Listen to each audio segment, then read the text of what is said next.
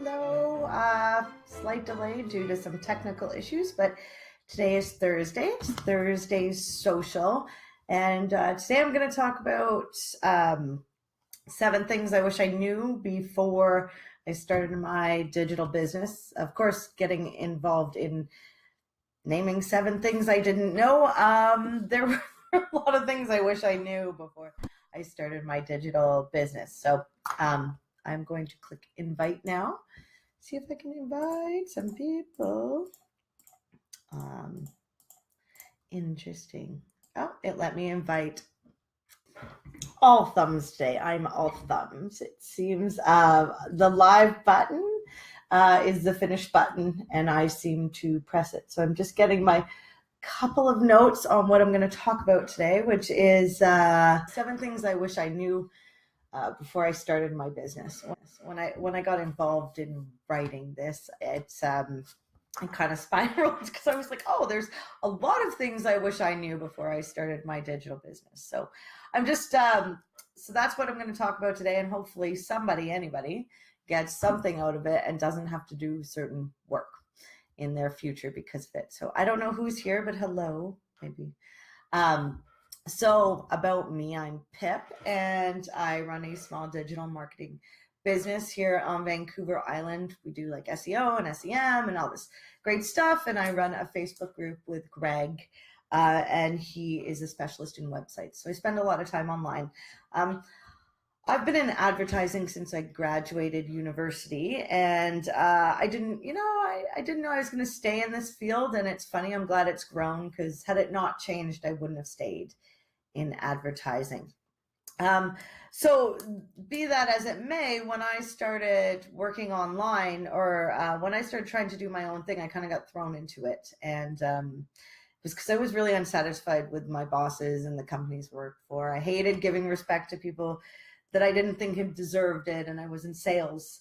So, my job was to sell. I gained a lot of great experience from being in sales and then getting kind of into marketing. So knowing what, was important in advertising and then moving over and doing that myself really helped me online for doing what I'm doing now. But so yeah, I worked for a couple digital media companies, and I thought the stuff looked easy. So when I went on my own, I did have clients, but I thought I could do a lot of the jobs that people spend a lot of time learning. So that kind of takes me right into the 7 things that I believe would be really important, just to maybe if I look back on this in a year, they'll change. But for now, my 7 things are: number 1, and they're not in any specific order. Number 1, question why you want to start a business online. I love helping people, and I love helping people understand digital media. I think when I started out, I said I wanted to be a translator of technology. Passion drives me, learning how to do stuff. Analytics drives me. So I want to help people spend less money and get more out of it. I want people to understand their options and be excited about the change that's happening, and the fact that we're in this time where it's just so crazy. We never know what's going to happen. I want to be excited about every turn I take in my life. I live where I want. I'm passionate. Might not be as rich as I want yet, but one day. I love what I do. I work with clients. And so anyway, so my number 1, hi, whoever's there. I can't see people, but yeah, I'm glad you're here. So yeah, question why you're doing something. That's my number 1 thing, because there's so much to learn and so much distraction that if you sit down and be like, okay, well, I'm doing this for a client. What do I like about doing this? Like, what do I enjoy? Like, do I enjoy making collages? Do I spend hours moving a picture? Like, if I don't question why I'm doing something, or if I'm not passionate about it and I just want money, I doubt I do really well online. I would end up being like those people I didn't like the people I didn't want to work for anymore, because it was all about money. And you know what? Being in sales, I do like money. Who doesn't like money? But you got to be passionate about what you do, and then it flows a little better. So yeah, so try to stay true to your passion. So my number 2, which is not my favorite thing, but I'm glad I know it. Systems are your friend. using a CRM system, just helps. Trying new systems helps. It's a lot of give and take. You'll find the stuff that best suits you in time, but don't be afraid to try stuff, and don't be afraid to say, okay, it's too much, I'll go back to it later. For instance, I use Photoshop all the time. Had I not learned Pixlr first, I wouldn't have liked Photoshop in the end. And I remember the first time I tried Photoshop, I got really frustrated and left. So systems are really important. Systems are really important generally for when you're in business. There's three aspects, right? There's the marketing, there's the admin, and marketing, admin, and advertising. No, marketing, admin, sorry. Yeah, and advertising. So there's a lot to do with business. So getting systems in place really help you. We just got a system. We use Quiller for our presentations for people, and that is just fantastic. My favorite. I love using it. It gets me excited. So because we do a presentation to people in a certain way to get them excited about what we're doing. So systems is number 2. Challenge. Challenges come up. So my number 3 thing is failure.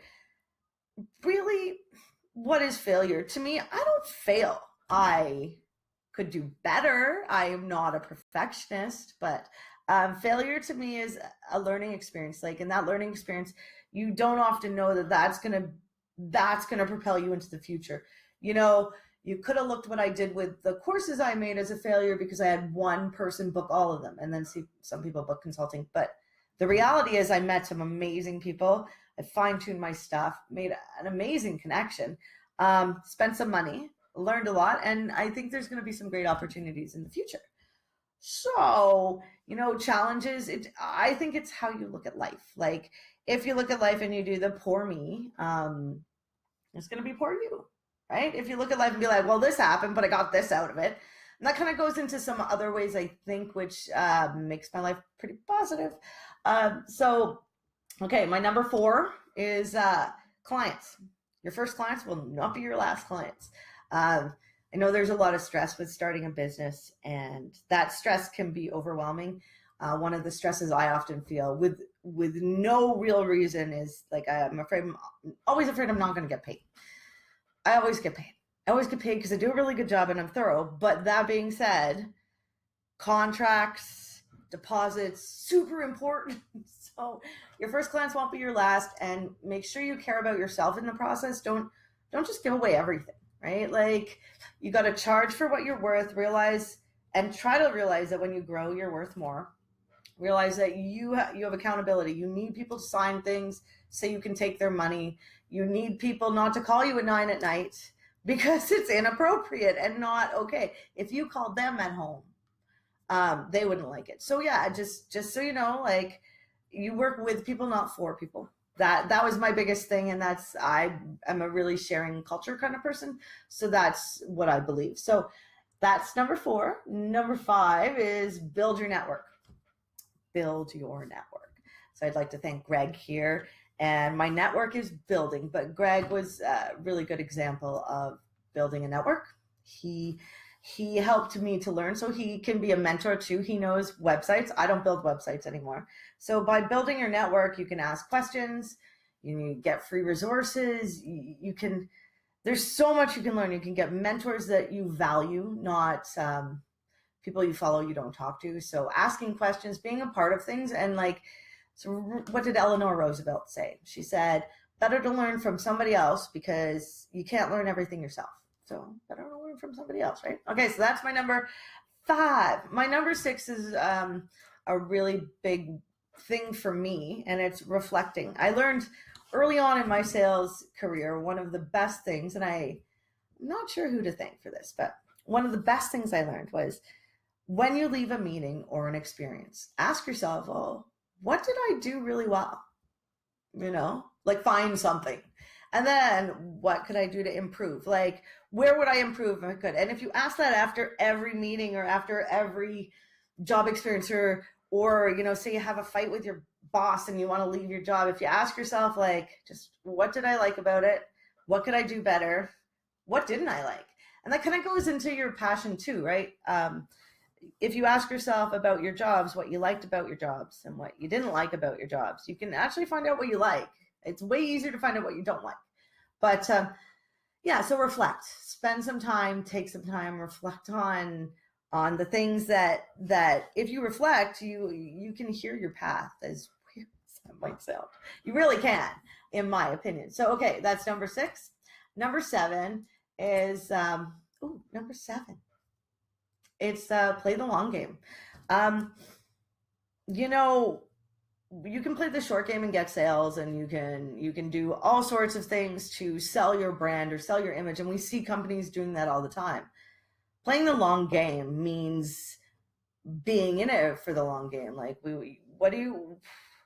why are you in this? Are you in this to build relationships in business?